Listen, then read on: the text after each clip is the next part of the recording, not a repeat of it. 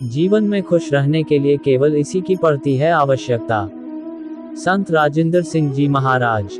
जीवन में खुश रहने के लिए यह आवश्यक है कि हम स्थायी प्रेम से भरपूर रहें। सदा सदा का प्रेम केवल प्रभु का प्रेम है, जो कि दिव्य व आध्यात्मिक है। जब हम इस संसार में दूसरों से प्रेम करते हैं, तो हम इंसान के बाहरी रूप पर ही केंद्रित होते हैं और हमें जोड़ने वाले आंतरिक प्रेम को भूल जाते हैं।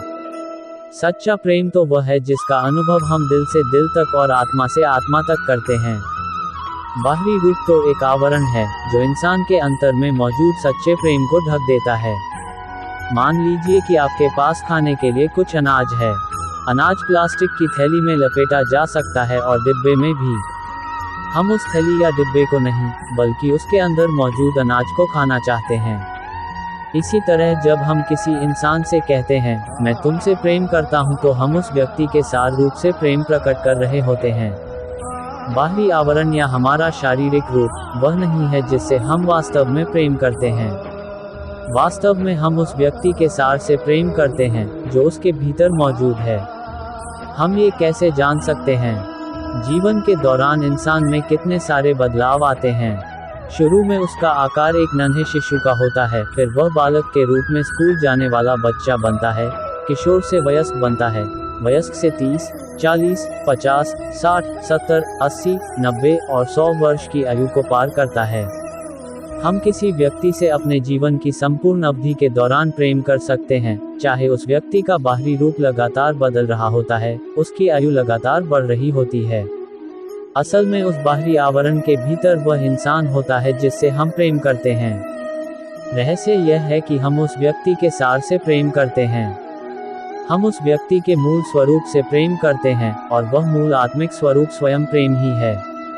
हमारे जीवन का उद्देश्य ही यही है कि हम अपने सच्चे आत्मिक स्वरूप का अनुभव कर पाएं और फिर अपनी आत्मा का मिलाप उसके स्रोत परमात्मा से करवा दें। इस उद्देश्य को प्राप्त करने में संत व महापुरुष हमारी सहायता करते हैं। एक पूर्ण संत अपनी रूहानी तवज्जो हमें प्रदान करता है। फिर सद्गुरु के मार्गदर्शन में नियमित ध्यानाभ्यास करते हुए हमारी आत्मा आध्यात्मिक मार्ग पर प्रगति करती जाती है और अंततः परमात्मा में जाकर लीन हो जाती है। आइए हम सभी अपने बाहरी शारीरिक रूप की ओर से ध्यान हटाएं और अपने सच्चे आत्मिक स्वरूप का अनुभव करें। तभी इस मानव चोले में आने का हमारा लक्ष्य पूर्ण होगा और हम सदा सदा के लिए प्रभु में लीन होने के मार्ग पर अग्रसर हो पाएंगे। इस वजह से मानव जाति के प्रारंभ में आगे नहीं बढ़ सके शांतिप्रिय लोग। सुरक्षित गोस्वामी।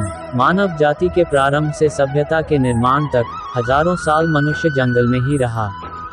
तब उसे हमेशा जंगली जानवरों से ही डर लगा रहता था और वह अपने आसपास हो रही प्रत्येक आवाज के प्रति चौकन्ना होकर उन्हें बारीकी से सुनता रहता था, क्योंकि उसे डर था कि कहीं कोई खतरनाक जानवर या सांप बिच्छू तो नहीं है। अपनी जान बचाने के लिए मनुष्य ने अपने कानों को अपने आसपास हो रही आवाजों को पहचानने के लिए ट्रेन कर लिया था, जिस कारण मनुष्य में हमेशा एक अनजाना सा थ्रेट बना रहता था और जान बचाने का संघर्ष जीवन भर चलता था। उस काल में जो जान बचाने में सफल हो गए, उनके जीन्स ही आगे बढ़ सके। बाकी जो शांतिप्रिय लोग थे, ध्यान समाधि भजन कीर्तन करते रहते थे, उन्हें जंगली जानवर खा गए, क्योंकि उन्होंने अपने को बचाने के लिए संघर्ष नहीं किया।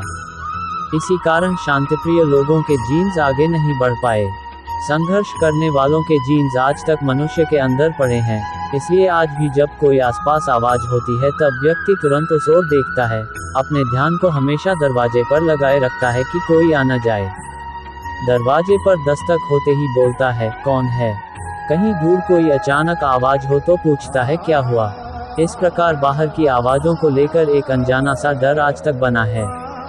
उस काल में मनुष्य थ्रेट के अलावा अपॉर्चुनिटी को ढूंढता रहता था, खाने पीने की तलाश में लगा रहता था, जहां जब जो खाने को मिले खा लेता था। आज की तरह ब्रेकफास्ट, लंच और डिनर नहीं होता था। खाने के अलावा वह रात को सुरक्षित सोने की अपॉर्चुनिटी तलाशता था कि जानवर आक्रमण न करें। इस प्रकार जान बचाना और पेट भरना केवल दो ही बातों में जीवन पूरा होता था, जिन्हें थ्रेट और अपॉर्चुनिटी कहा जाता है। समय बदलने के साथ थ्रेट और अपॉर्चुनिटी की परिभाषा भी बदल गई है, लेकिन आदतन मन आज भी थ्रेट और अपॉर्चुनिटी की बातों के कारण एको चेंबर बन गया है। कोई न कोई बात मन में गूंजती ही रहती है, वह कोई बड़ी बात नहीं, बल्कि बड़ी, छोटी और विक्षेप वाली ही होती है।